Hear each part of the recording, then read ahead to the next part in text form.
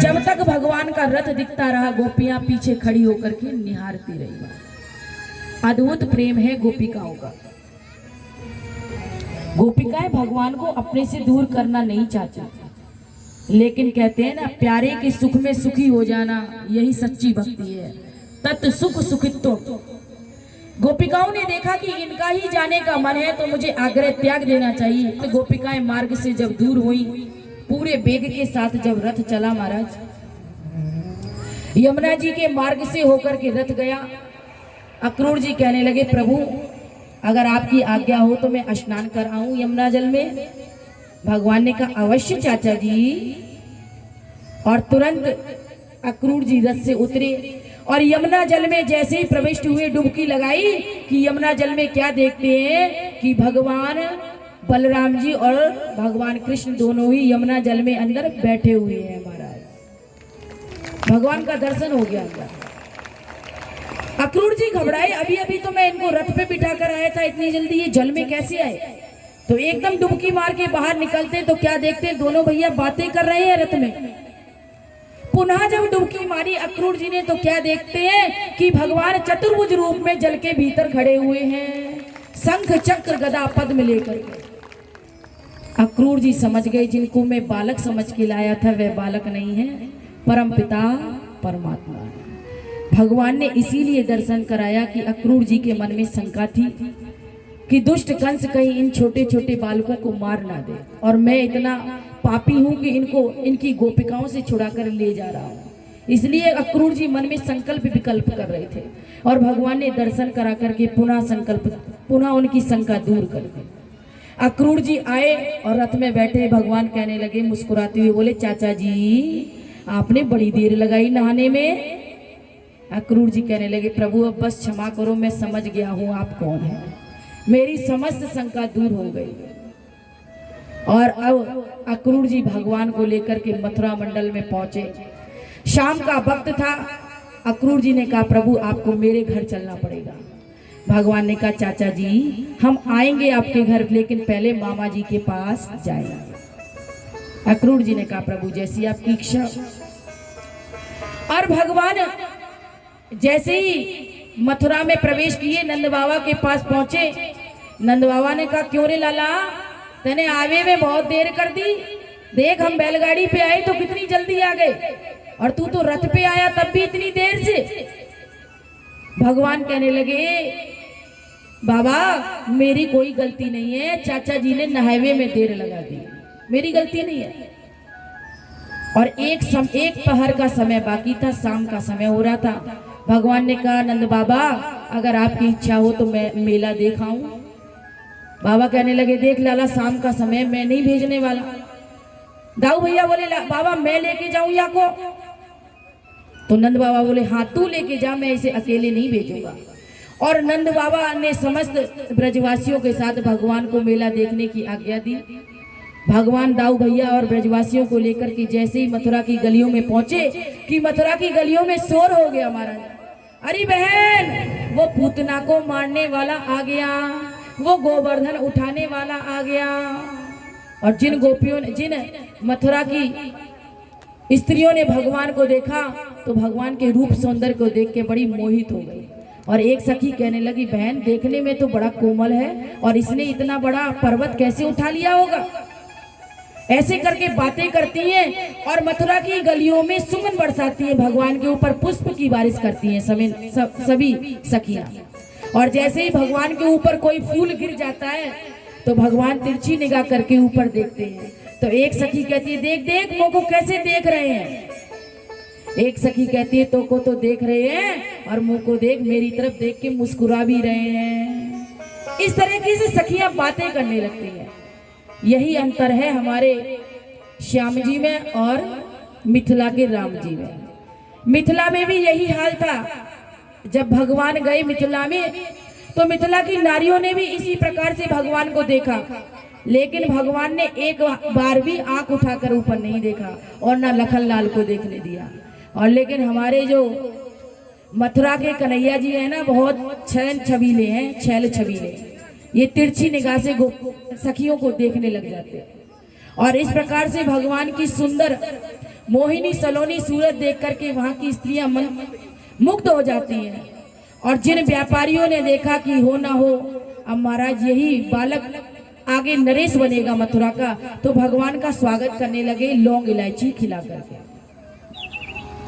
और इस प्रकार से जब सुमन बरसाने लगी गोपिका, जब वहां की स्त्रियां, मथुरा की स्त्रियों ने जब भगवान के ऊपर फूलों की बारिश की, तो ब्रजवासी कहने लगे क्यों रे लाला, क्या बात है, तेरा बड़ो स्वागत हो रहे हो या मथुरा में। भगवान ने कहा ब्रजवासियों, यहाँ के मामा जो कंस है ना, वो मेरे सगे मामा जी हैं, यहाँ के जो राजा कंस हैं। इसलिए मामा की नगरी में अगर भांजा आएगा तो उसका स्वागत नहीं होगा। ब्रजवासी कहने लगे दारी के तूने पहले क्यों नहीं बताई ये बात, अगर हमें भी पता होती कि यहाँ के राजा तेरे मामा हैं तो हम भी बढ़िया कपड़ा ना पहन के आते। देख ये फटे पुराने कपड़े पहन के आए। भगवान ने कहा तो चिंता क्यों कर रहे हो। श्री कृष्ण गोविंद हरे मुरारी, हे नाथ नारायण वासुदेवा। श्री कृष्ण गोविंद हरे मुरारी, हे नाथ नारायण वासुदेवा। कृष्ण गोविंद हरे मुरारी, हे नाथ नारायण वासुदेवा। श्री कृष्ण गोविंद हरे मुरारी, हे नाथ नारायण वासुदेवा। हे नाथ नारायण वासुदेवा, हे नाथ नारायण वासुदेवा। श्री कृष्ण गोविंद हरे मुरारी, हे नाथ नारायण वासुदेवा। श्री कृष्ण गोविंद हरे मुरारी, नाथ नारायण वासुदेवा। हरे राम राम राम हरे हरे, हरे कृष्णा कृष्णा कृष्णा हरे हरे। हरे राम हरे राम हरे हरे, हरे कृष्णा हरे हरे। हरे राम राम हरे हरे, हरे कृष्णा कृष्णा कृष्णा हरे हरे। हरे राम हरे हरे हरे, हरे कृष्ण हरे हरे राम। बोले राम कृष्ण भगवान की, आज के आनंद की जय हो। देखो माताओं, अगर आपको प्यास लगती है तो धीरे से बैठे बैठे बोतल आगे बढ़ाया करो, और खड़े होकर यदि आप पानी पिलाएंगी तो पीछे की माताओं को डिस्टरबेंस होता है। और पहली बात तो मैंने बताया था, ये प्रयास करना चाहिए कि हमें 3 घंटे के लिए ना तो अपना आसन बदलना चाहिए, ना पानी पीना चाहिए, ना लघु शंका आदि जाना चाहिए। ऐसा अपना शरीर का सामर्थ्य करना चाहिए। लेकिन कोई बात नहीं, आप लोग को प्यास लग जाती है तो आराम से बोलना पड़ेगा। बैठे बैठे भी प्यास लग जाती है ना, किस किस को लग जाती है? किसी को नहीं, केवल बाल गोपाल को लग रही है, आगे जो बैठे हैं।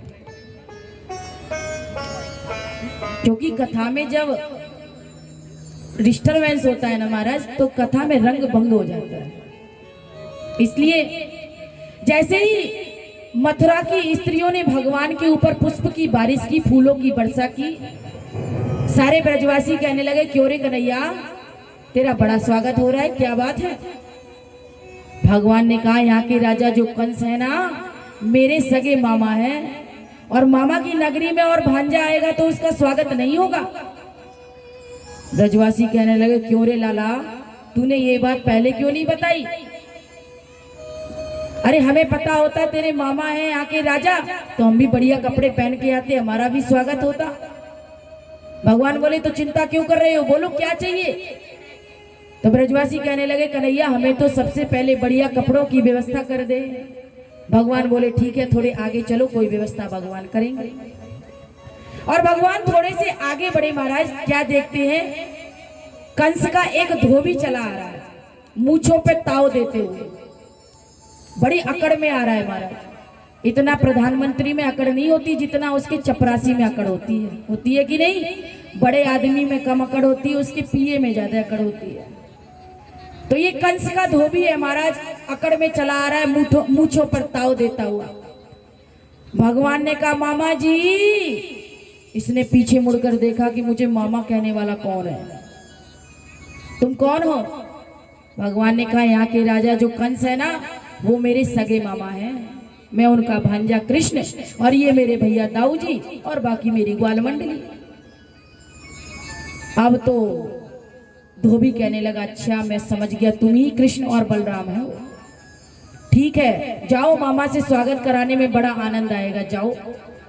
भगवान कहने लगे मामा के पास तो जाए, पर भैया जल्दी जल्दी में कपड़ा पहनना भूल गए, बढ़िया से कपड़े नहीं पहने, और हम देख रहे हैं तुम्हारे पास बड़े बढ़िया कपड़े हैं राजा के, ये 2-4 कपड़े हमें दे दो। अब तो महाराज ये इतना गुस्से में हो गया, भगवान को गालियां देने लगा, एक गंवार जंगली बनगोचर कहीं के, गैयों के पीछे भागने वाला,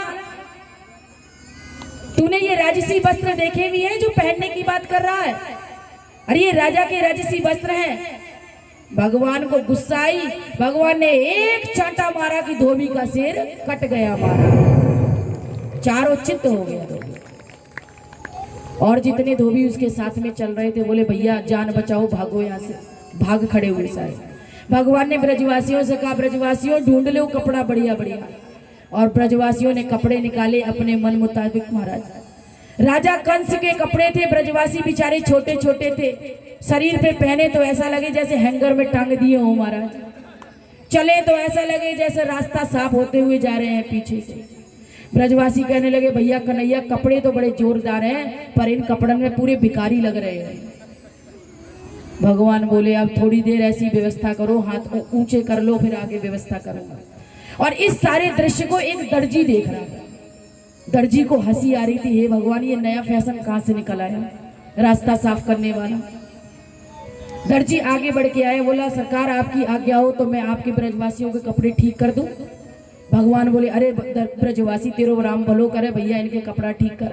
और तुरंत दर्जी ने सभी ब्रजवासियों का नाप लिया और मिनट भर में कपड़े तैयार कर दिए। महाराज ब्रजवासियों ने जैसे ही कपड़े पहने और मस्त आनंद आ गया। बोलो भैया ब्रजवासियों कैसे लगे कपड़ा? बोले कपड़ा तो भैया बहुत जोरदार है।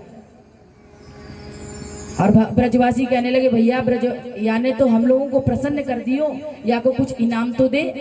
कन्हैया से कहने लगे दर्जी को कुछ तो दे भैया। दर्जी मन में सोचने लगा धोबी को क्या इनाम दिया मैंने वो तो देख लिया, धोबी को क्या इनाम दिया वो तो मैंने देख लिया। हाथ जोड़ के बोला महाराज ऐसी कृपा बनी रहे और मुझको कुछ नहीं चाहिए आपसे।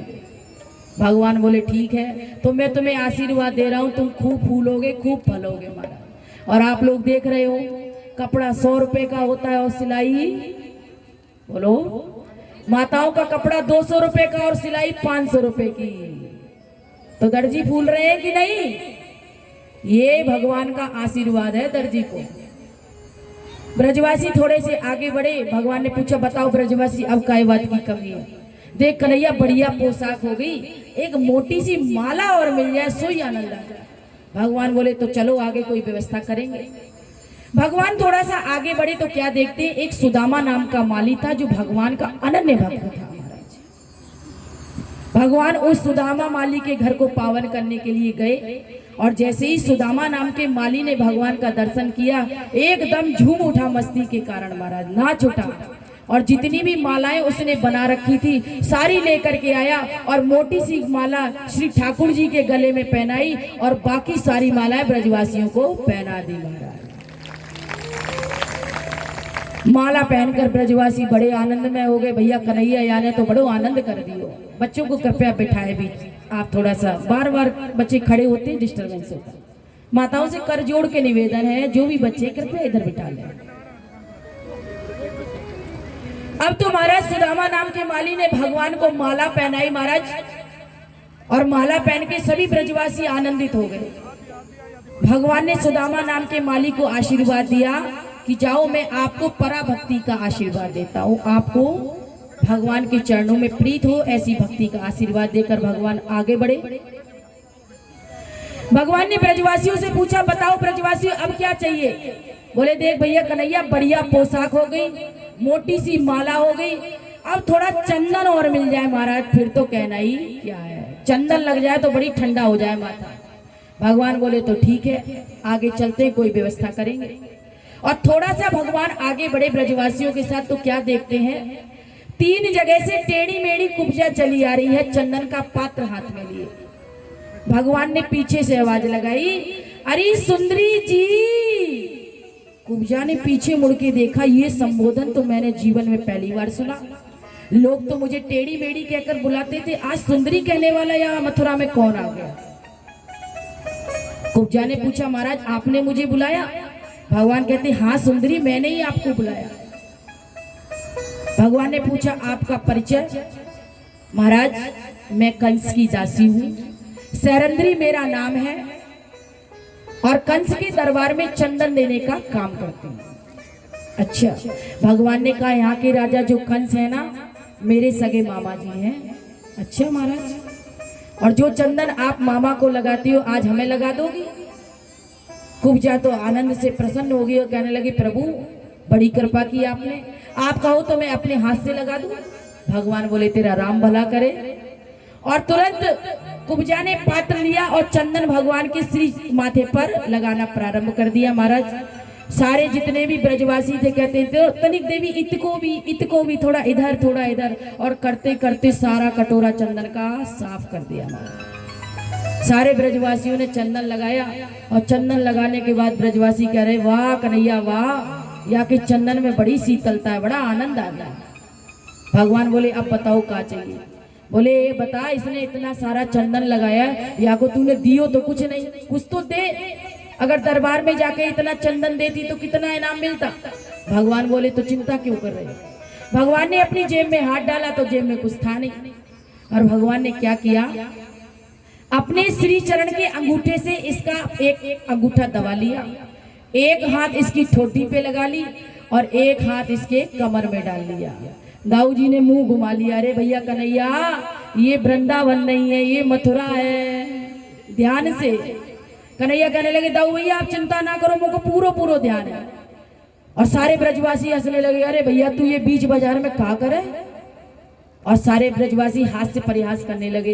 एक ब्रजवासी कहने लगा, कुछ भी हो जाए कन्हैया, तेरी जोड़ी बन गई, तू 3 जगह से टेढ़ो या 3 जगह से टेढ़ी, और टेढ़ा टेढ़ी की बढ़िया जोड़ी तैयार हो गई। और हाथ से परिहास करने लगे सब। इतने में भगवान ने एक झटका मारा कि जन्म की कुबड़ी के 3 कुबड़ गायब हो गए। छैल छबीली बन करके नाचने लगी भगवान के आगे, और भगवान का पीतांबर पकड़ के कहती है, प्रभु मेरे घर भी चलो। भगवान ने कहा, हम आपके घर आएंगे, लेकिन पहले मामा जी के पास जाएंगे। और महाराज शाम बहुत हो गई थी। भगवान कंस की सभागार में पहुंचे, वहां एक धनुष रखा हुआ था। धनुष को देख के भगवान ने दाऊ भैया से कहा, दाऊ भैया आपकी आज्ञा हो तो मैं यह धनुष ने उठा कर देख लूं। धनुष की सुरक्षा में बहुत सिपाही खड़े थे। दाऊ भैया कहने लगे, अरे अपने ही मामा का धनुष है, उठा लाला, प्रेम तो उठा। सिपाही हंसने लगे, ये देखो कल का बच्चा महाराज का धनुष उठाने की बात करता है, इसके दूध के तो दांत अभी गिरे नहीं होंगे। दाऊ जी ने जब ये बात सुनी तो दाऊ जी ने कहा, दिखा दे लाला या को भी पूतना वाले हाथ। भगवान ने कहा, ये बात। भगवान ने बाएं हाथ से धनुष उठाया, और उठाते ही धनुष टूट गया हमारा। जैसे ही धनुष टूटा, अब तो सिपाही दौड़े। भगवान दाऊ भैया ने कहा, लाला एक मुंह को भाग दे, धनुष का एक टुकड़ा मुंह को दे। और दोनों भैया ने धनुष के टुकड़ों से उन सिपाहियों की पिटाई की। महाराज भागते हुए सिपाही कंस के पास पहुंचे और कहने लगे, महाराज धनुष टूट गया। जैसे ही कंस ने सुना धनुष टूट गया, कंस घबराया, अब मैं भी बच नहीं सकता। क्यों? क्योंकि परशुराम जी ने मुझे ये धनुष दिया था। धनुष देते समय मुझे कहा था, कंस इस धनुष को कोई तोड़ नहीं सकता, और जो इस धनुष को तोड़ देगा वो तुझे छोड़ नहीं सकता। इसका मतलब मेरी गारंटी खत्म हो गई। महाराज कंस घबराने लगा। महाराज जल पीता है तो उसमें परछाई दिख जाती है तो लोटा फेंक देता है, और विचार करता है आ गया काला काला मुरली वाला।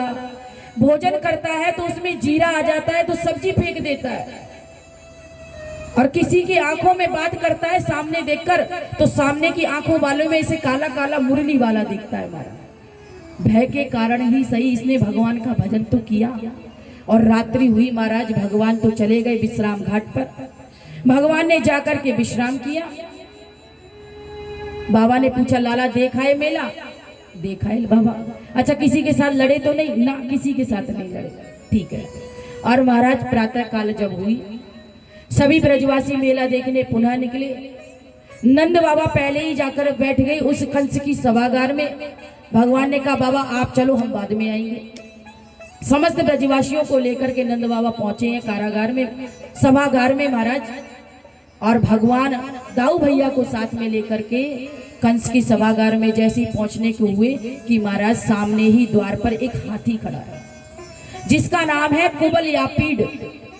ये जो हाथी है वह कंस की ससुराल से आया है। जरासंध ने दहेज में दिया था कंस को। कंस ने इस हाथी को दरवाजे पर खड़ा करके रखा है महाराज। और महाराज जैसे ही भगवान ने कहा, ए महावत हाथी हटाओ, हमें अंदर जाना है। महावत ने हाथी नहीं हटाया महाराज, हाथी में एक अंकुश मार दिया। मदिरा मदांध था वो हाथी, मदिरा पिला रखी थी उसको। हाथी चिंगड़ गया, भगवान के ऊपर पूरी वेग से दौड़ा महाराज। भगवान गिरे और गिरते ही हाथी ने पूरा प्रहार किया। भगवान ने तुरंत करवट ली कि हाथी के दोनों दांत जाकर के जमीन में गड़ गए महाराज। हाथी के दांत गड़े, भगवान ने झटका मार करके दोनों दांत निकाल लिए। हाथी पूरा वेदांती हो गया, बिना दांत का हो गया। अब तो महावर कुपित हो गया, भगवान को मारने के लिए दौड़ा। भगवान ने एक हाथी के दांत से भगवान ने महावत को पीटा और एक दांत दाऊ भैया को दिया। दोनों भाइयों ने मिलकर के हाथी और महावत दोनों को मार दिया महाराज। अभी अभी भगवान ने हाथी के दांत को तोड़ा, इसलिए कहीं कहीं भगवान के श्री अंग पर खून की बूंदें पड़ी है, क्योंकि ताजा ताजा हाथी का दांत निकाला है। और उस हाथी के दांत को रखकर भगवान सभा में प्रवेश कर गए। और सभा में जितने लोग बैठे थे सभी ने अपनी भावना के अनुसार भगवान का दर्शन किया।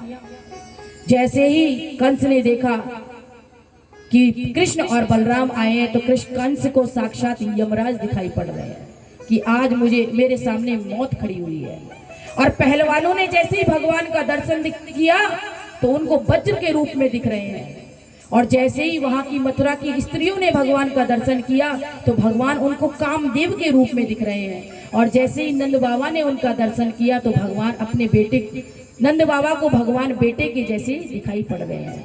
और ब्रजवासियों ने जैसे ही भगवान का दर्शन किया तो भगवान ब्रजवासियों को मित्र के रूप में दिखाई दे रहे हैं। जाकी रही भावना जैसी प्रभु मूरत देखी तिन तैसी।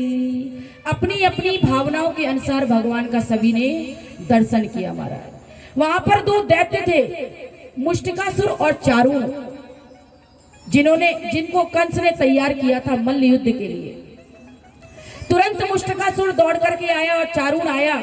और चारुण भगवान से कहने लगा, ए नंद के लाल, चल आजा, दो दो हाथ मुंह से कर। भगवान थोड़ा सा शांत हो गए और कहने लगे, अरे भैया, बराबरी वाले के साथ युद्ध करने में मजा आता है। हम तो छोटे छोटे बालक हैं और तुम कहाँ पहाड़ जैसे शरीर वाले। अरे हमारा जोड़ीदार कोई हो, उससे युद्ध कराओ। चारुण ने कहा, ए कन्हैया, बातें मत बना, तू अपने आप को बालक कहता है। अभी अभी जिस हाथी को मार कर आया है, पता है उस हाथी में कितना बल था? 10,000 हाथियों का बल था और तूने उसको 1 मिनट में मार दिया। और तू अपने आप को बालक कह रहा है। चल हाँ, मेरे साथ दो दो हाथ कर।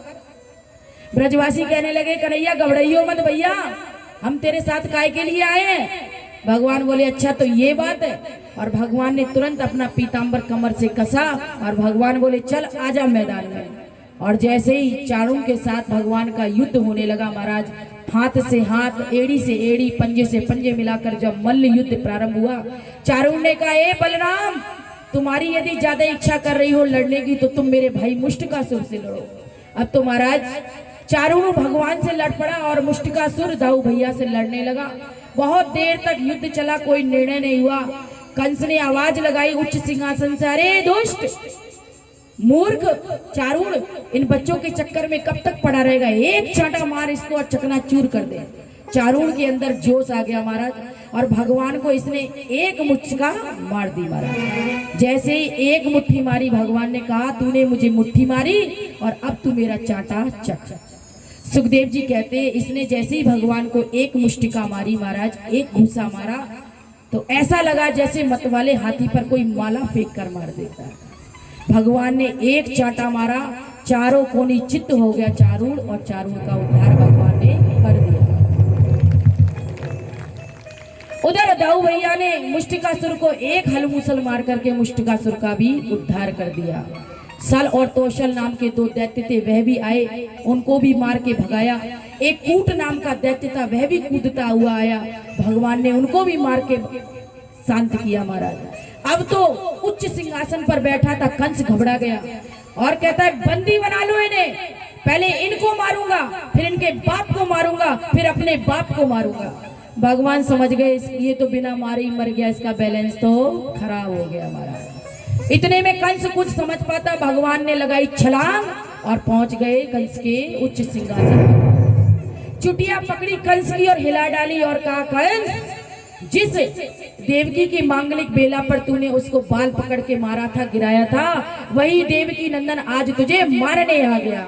इतना कहा और इतना कहते ही भगवान ने पूरी वेग से धक्का दिया कंस को। कंस नीचे गिरा और भगवान समस्त विश्व का भार लेकर के कंस की छाती पर कूद गए। कंस के रहे सहे प्राण भगवान ने समाप्त कर दिए हैं। बोलिए कंस मर्दन भगवान की। इस प्रकार से भगवान ने कंस का उद्धार किया और बड़ी ही सुंदर सुंदर लीलाओं को भगवान कर रहे हैं। और जब भगवान ने कंस को मारा तो भगवान की आयु केवल 11 वर्ष की थी महाराज। और आइए भैया पिन्नू जी के पास चलते हैं, कुछ दानदाताओं की सूची।